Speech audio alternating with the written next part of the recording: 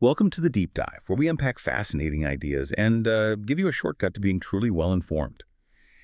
Today we're diving into a concept that might just flip your understanding of reality on its head. Imagine everything you see, your job, your bank account, even your relationships. Imagine that's just 1% of the story. What if the other 99%, the real engine of your reality, is invisible, energetic, and, well, deeply spiritual? That's the provocative question at the heart of our deep dive today. We're drawing from excerpts of The Hidden Key, Manifesting from the 99% Realm by Hector Jesus Arancibia, which features the teachings of David Ghiyam.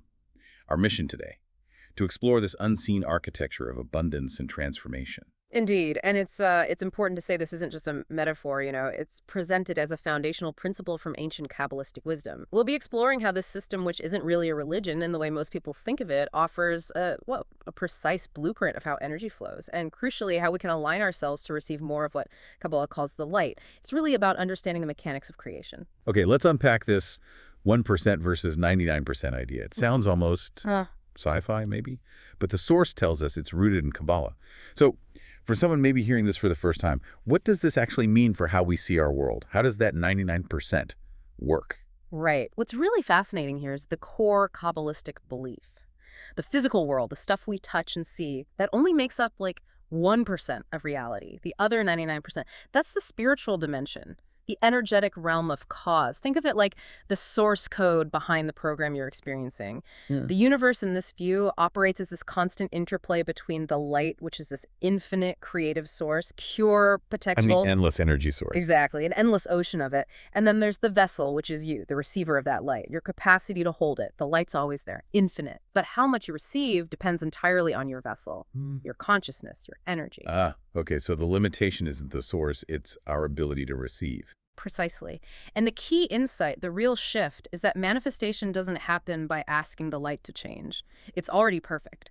It happens by transforming your vessel, expanding it, refining it. So your consciousness, your energy, your intention, they have to evolve. And here's a crucial twist, maybe a counterintuitive one.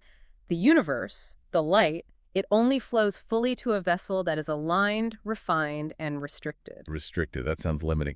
How does restriction help you receive more? It's about earning the light, but not through like hard labor. It's through resistance to your own reactivity, resisting the ego's knee-jerk reactions. Every time you pause before reacting out of fear or anger, you're actually strengthening your vessel, making it capable of holding more light. Wow, okay. Earning the light through resistance, that really flips the script on effort, doesn't it? Yeah. And our source highlights David Ghiyam as someone who really connects these ancient ideas to modern life. Tell us about his journey. From Wall Street to spiritual teacher. That's quite a leap. It really is. And Ghiyam's story is, I think, a very compelling real-world example of this exact transformation. He was, a super successful hedge fund trader, making millions, but he talks about feeling this profound emptiness inside. He actually said, I was making millions, but I wasn't fulfilled. I had everything, yet I still felt empty. It sounds like that classic story, but for him, it was a deep spiritual crisis that actually led him to Kabbalah. So he had the 1% reality down, but the 99% was missing. Kind of, yeah. Huh. Or rather, his vessel wasn't aligned to truly receive fulfillment from the 99% realm, despite the outer success. So his mission became decoding this unseen architecture, this 99%, and helping people rewire their lives from the inside out. His core teaching is that real manifestation isn't about getting stuff. It's about transforming who you are. You don't manifest by forcing outcomes. You sort of become the kind of person outcomes are naturally drawn to. That makes sense. Becoming magnetic to outcomes rather than chasing them. Exactly. And he sees challenges not as problems, but as invitations to evolve, like resistance training at a spiritual gym. It builds your capacity.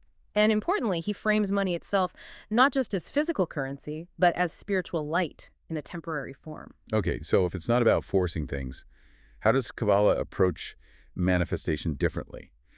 Compared to maybe more common ideas like affirmations or vision boards, where does it diverge? Yeah, that's a great question because many popular teachings, they kind of stop at the external level, right? Focus on what you want, visualize it, affirm it, which isn't bad, but Kabbalah goes much deeper. It says the 99% realm is where the cause truly happens. Your external world, what Kabbalah calls Malkhut, that's just the final projection, like a movie screen. So the movie's already been made in the 99% realm, and Malkhut is just where we watch it. In a way, yes. The real shifts, the energetic seeds that create the movie, they happen in these higher spiritual dimensions, the upper Sephiro.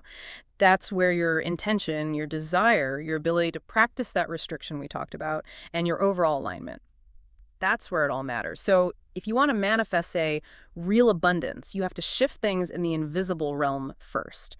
That means restricting reactive behavior, cultivating a proactive consciousness, choosing your responses, and taking aligned spiritual action, not just busy action. Okay, spiritual action. What does that look like in practice? It means action driven by connection to the light and service, rather than just ego or need. It's about moving from any short-term gains to something more like eternal fulfillment. And to help us grasp this invisible realm, the Source introduces the tree of life, the Erzchaim.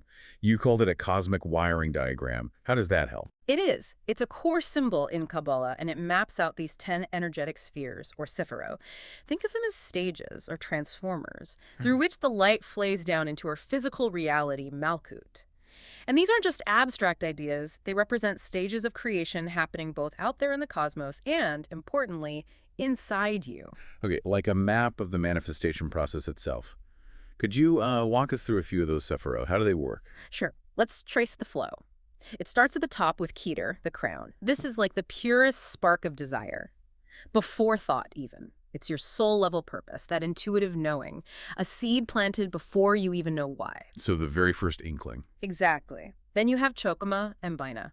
Wisdom and understanding. Think of them as energetic polarity. Chokma is like this sudden flash of masculine insight, electric, the aha moment. Wow. And Bina is the feminine processing, taking that raw insight, understanding it, structuring it, giving it shape, like gestation. Together, they birth the intellectual structure of whatever you're manifesting. Got it. Spark of insight and structuring the idea. What comes next? Then we get into the interplay of Cheese and Gevura, kindness and restraint, or giving and withholding. Cheese is expansive, loving kindness, the desire to give freely. It says yes. Gevura is boundaries, discipline, discernment, the ability to say wait, or no, or not yet. It represents divine timing.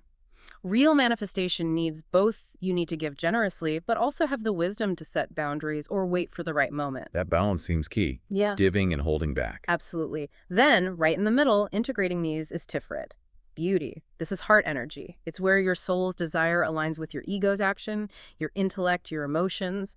When everything comes together harmoniously, manifestation becomes magnetic. It's the sweet spot, huh? Kind of, yeah. Then you have Netzach and Had. Endurance and humility. This is where the spiritual grind comes in. Netzach is persistence, the drive to keep going, to have faith even when things get tough.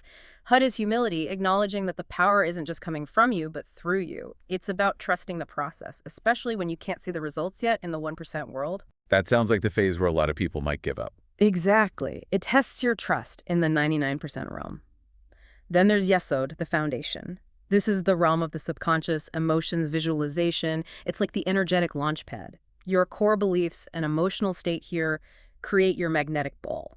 So this is where belief systems really matter. Hugely. And finally, at the bottom, you have Malkhut, the kingdom.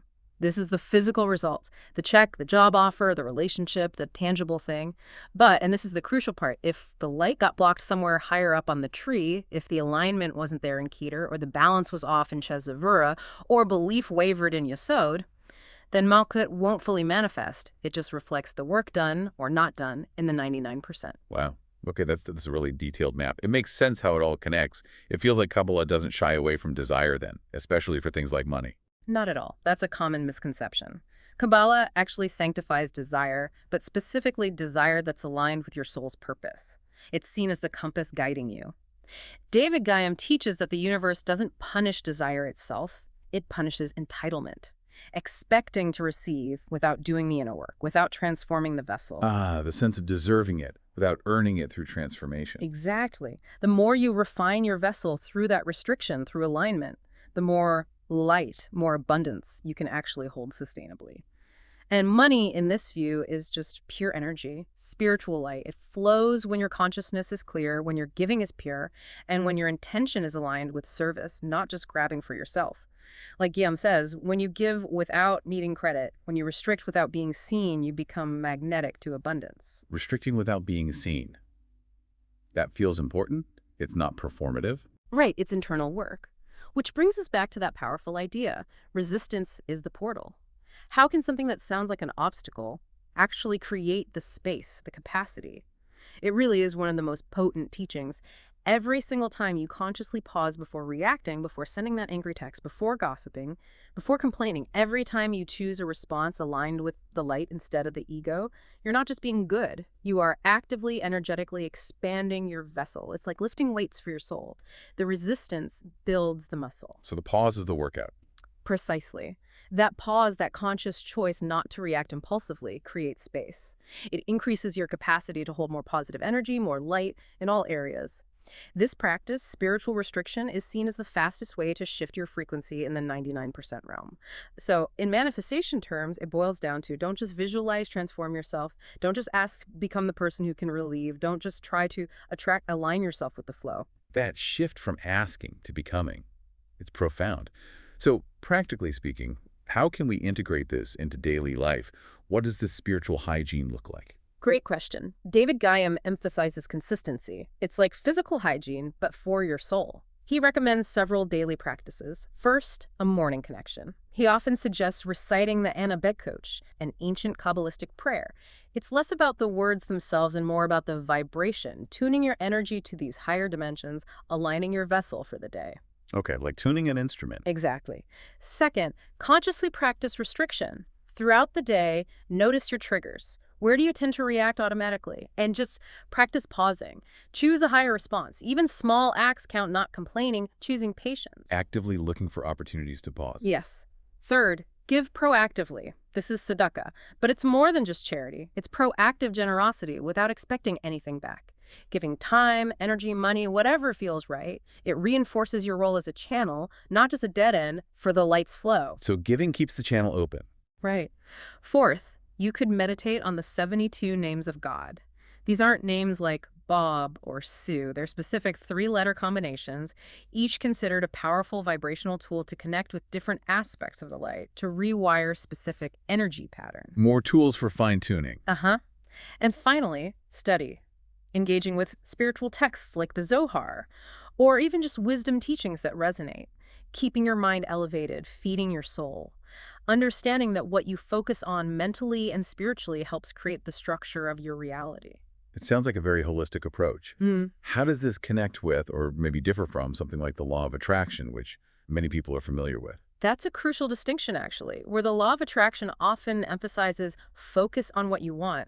Kabbalah, especially through Ghiyam's lens, says focus on becoming the kind of person who can receive and sustain it.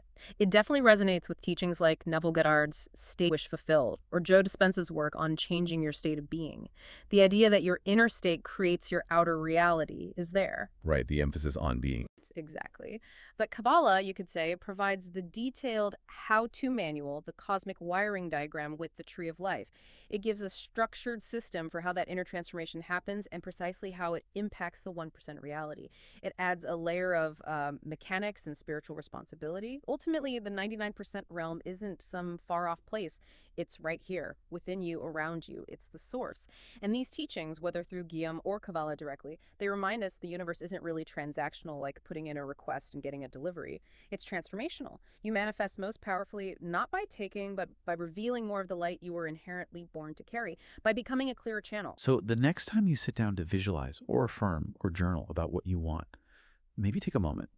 Ask yourself that deeper question from our deep dive today. Who am I becoming to receive it? Because that, our sources suggest, is where the real magic lives. That's where you shift from just wanting something to truly aligning with the infinite flow. We really encourage you to explore these ideas, mull them over, and consider the impact of shifting your focus from getting to becoming. That, it seems, is where the true power lies.